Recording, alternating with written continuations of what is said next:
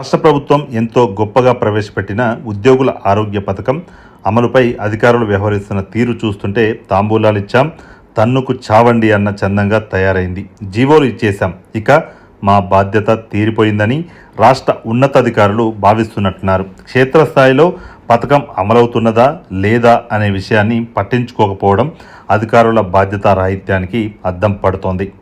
ఉద్యోగ ఉపాధ్యాయ పెన్షనర్ల వేతనాలు పెన్షనర్స్ నుంచి 3 నెలలుగా క్రమం తప్పకుండా 1.5% అమౌంట్ కట్ చేస్తూనే ఉన్నారు. అయినా పథకం ఎప్పటి వరకు అమలుకు నోచుకుంటుందో చెప్పే నాదుడే లేడు. ఈహెచ్ఎస్ అమలుపై అధికారుల్లో చిత్తశుద్ధి ఏమాత్రం లేకపోవడంతో ఉద్యోగ ఉపాధ్యాయ పెన్షనర్లు వారిపై ఆధారపడిన కుటుంబ సభ్యులు పడుతున్న బాధలు వర్ణనాతీరం.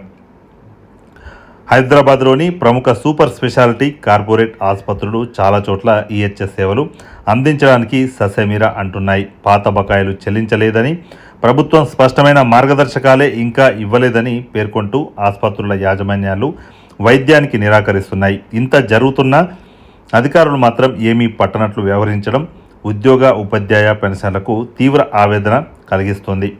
3 నెలలు దాటినా ఇప్పటికీ పూర్తిస్థాయి హెల్త్ కార్డులు జారీ చేయలేదు.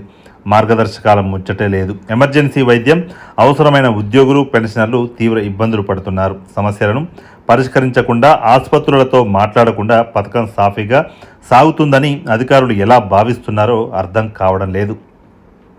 ఒక పథకాన్ని ప్రవేశపెట్టినప్పుడు లోపాలు లేకుండా పకడ్బందీగా అమలు అయ్యేలా చూడాల్సిన కనీస బాధ్యత ఉన్నతాధికారులదే. కానీ తూతూ మంత్రంగా ఏవో చర్యలు తీసుకున్నట్లు మాట్లాడుతూ అధికారులు కాలయాపన చేస్తుండడం దారుణంగా ఉంది.